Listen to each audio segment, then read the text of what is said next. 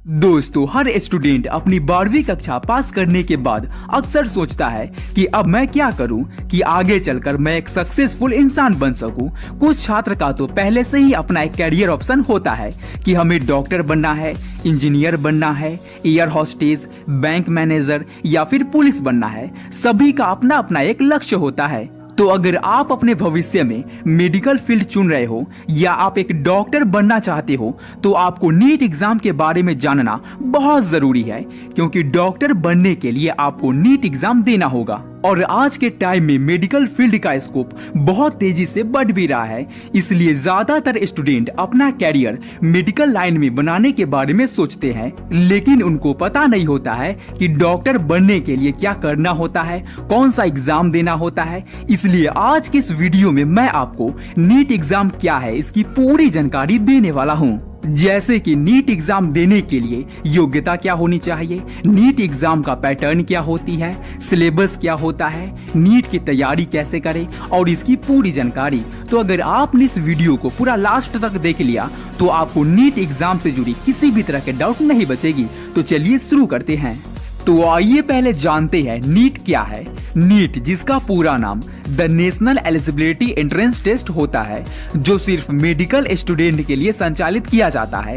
अगर कोई व्यक्ति MBBS, MDS जैसे कोर्स करना चाहता है या फिर MD, MS, MDS करना चाहता है तो इसके लिए नीट एग्जाम को पास करना बहुत जरूरी है। अगर कोई नीट एग्जाम में अच्छे रैंक हासिल करता है तभी उसका एडमिशन किसी सरकारी या प्राइवेट कॉलेज में हो सकता है।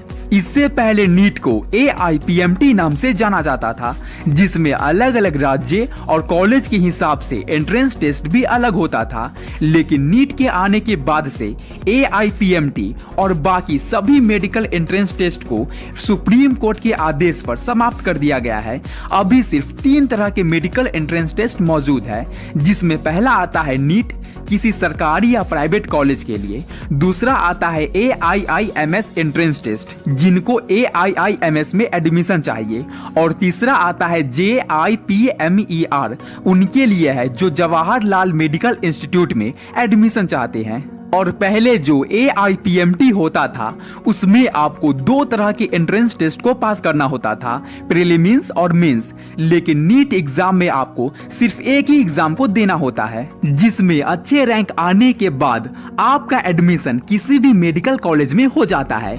एंड एक बात और आप सभी को पता होनी चाहिए कि नीट एग्जाम को 100% मेडिकल सीट के लिए संचालित किया जाता है, जिसमें से 15% सीट सभी स्टूडेंट के लिए होता है और 85% सीट राज्य स्टूडेंट्स को दिया जाता है जिस राज्य के एग्जाम होता है। तो यहाँ से एक बात क्लियर हो गई कि डॉक्टर बनने के लिए आपको नीट एग्जाम को पास करना होगा।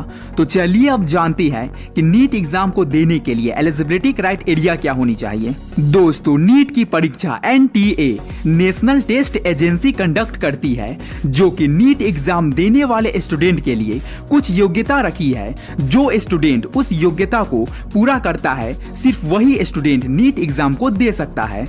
नीट की परीक्षा में बैठने के लिए आप 12th क्लास पास होने चाहिए 55% मार्क्स के साथ। इसके बाद ही आप नीट परीक्षा के लिए आवेदन कर सकते हैं। लेकिन अगर आपके 50% से कम है तो नीट परीक्षा के लिए आवेदन नहीं कर सकते हैं। नीट की परीक्षा में बैठने के लिए आपके पास 12वीं कक्षा में फिजिक्स, केमिस्ट्री और बायोलॉजी सब्जेक्ट होना चाहिए और इन विषयों में आपकी अच्छी पकड़ होनी चाहिए। एंड नीट परीक्षा के लिए आवेदन करने के लिए आपकी आयु कम से कम 17 वर्ष और ज्यादा से ज्यादा 25 वर्ष तक होनी चाहिए, तभी आप नीट परीक्षा के लिए आवेदन कर सकते हैं। तो दोस्तों, अगर आपके पास ये सभी क्वालिफिकेशंस है तो आप नीट एग्जाम में बैठ सकते हैं। तो चलिए अब जानते हैं नीट का एग्जामिनेशन पैटर्न के बारे में। दोस्तों, इस एग्जाम में आपसे फिजिक्स, केमिस्ट्री एंड बायोलॉजी से सवाल पूछे जाते हैं, जो कि ऑब्जेक्टिव टाइप में होते हैं। हर सब्जेक्ट से 45 सवाल पूछे जाते हैं और हर सब्जेक्ट से 180 मार्क्स के क्वेश्चंस होते हैं। मतलब कि आपसे कुल मिलाकर 180 सवाल पूछे जाएंगे, जो कि कुल मिलाकर 720 मार्क्स के होंगे। हर सवाल 4 नंबर के होंगे और गलत जवाब देने पर 1 नंबर काट लिए जाएंगे। यह एग्जाम सिर्फ ऑफलाइन ही दिया जा सकता है और सिर्फ ब्लू ब्लैक पेन का इस्तेमाल कर सकते हैं अपने आंसर्स को लिखने के लिए। तो चलिए अब जानते हैं नीट एग्जाम को कितने बार दे सकते हैं। अगर आप जनरल कैटेगरी के कैंडिडेट हैं तो आप 9 बार नीट एग्जाम को दे सकते हैं। वहीं अगर आप आरक्षित वर्ग यानी कि SC, ST और OBC कैटेगरी के कैंडिडेट हैं तो इस एग्जाम को आप 14 बार दे सकते हैं। तो आइए अब जानते हैं नीट एग्जाम के लिए आवेदन कैसे करें। दोस्तों, नीट एग्जाम के लिए आवेदन करने के लिए सबसे पहले आपको इसकी ऑफिशियल वेबसाइट ntaneet.nic.in पर विजिट करें। विजिट करने के बाद आपके सामने एक फॉर्म आएगा, तो उस फॉर्म में आपसे जो भी जानकारी मांगी जाएगी जैसे कि आपका पर्सनल जानकारी और शैक्षणिक जैसी जानकारी को फॉर्म में भर दीजिएगा। बाद में आपसे कुछ जरूरी डॉक्यूमेंट्स जैसे कि फोटो, आपके लेफ्ट हैंड का थंबप्रिंट, 12th का मार्कशीट जैसे डॉक्यूमेंट्स मांगेंगे, तो आपको उसको स्कैन करके अपलोड कर देना है। ये सारी प्रोसेस पूरा करने के बाद आखिरी में आपको उनकी फीस देनी होगी। फिर फीस देने के बाद आखिरी में कंफर्मेशन पेज पर प्रिंट निकाले और फॉर्म को सबमिट कर दें। तो दोस्तों, इस तरह से आप फॉर्म अप्लाई कर सकते हैं। अगर अभी भी समझ में नहीं आया तो आप हमारे इस YouTube चैनल को सब्सक्राइब करके बेल आइकन को ऑल पर प्रेस कर ले, ताकि जब भी नीट एग्जाम की कोई भी वैकेंसी आती है तो मैं एक डिटेल्ड वीडियो बना दूंगा कि कैसे फॉर्म अप्लाई करना है। ओके, तो चलिए अब जानते हैं नीट की तैयारी कैसे करें। नीट की तैयारी के लिए 11th और 12th अच्छे से पढ़े। अगर आप 11th और 12th अच्छे से पढ़ते हैं तो आधे से ज्यादा नीट की तैयारी आपकी पहले से ही हो जाएगी, क्योंकि पिछले साल के पेपर में देखा गया है कि लगभग 70% सवाल आपके NCERT से ही आते हैं। जब आप NCERT से पढ़ लेते हो तो इसके बाद आप रेफरेंस बुक की मदद ले सकते हैं। रेफरेंस बुक से हम किसी भी टॉपिक को गहराई से समझ सकते हैं और मुश्किल से मुश्किल सवालों को हल कर सकते हैं। इसलिए आपको रेफरेंस बुक्स की भी मदद लेनी चाहिए। वैसे तो नीट एग्जाम के लिए फिजिक्स, केमिस्ट्री और बायोलॉजी तीनों अच्छे से आने चाहिए, लेकिन फिजिक्स ऐसा सब्जेक्ट है जिसके सवाल केमिस्ट्री और बायोलॉजी की तुलना में कठिन होते हैं। इसलिए मैं आप सभी को यही सलाह दूंगा कि पहले NCERT के सभी टॉपिक्स एंड क्वेश्चंस को अच्छे से पढ़े, उसके बाद रेफरेंस बुक की मदद से उन टॉपिक्स को गहराई से पढ़े जो ज्यादातर एग्जाम में पूछे जाते हैं, जैसे कि मैकेनिक्स और मैग्नेटिज्म।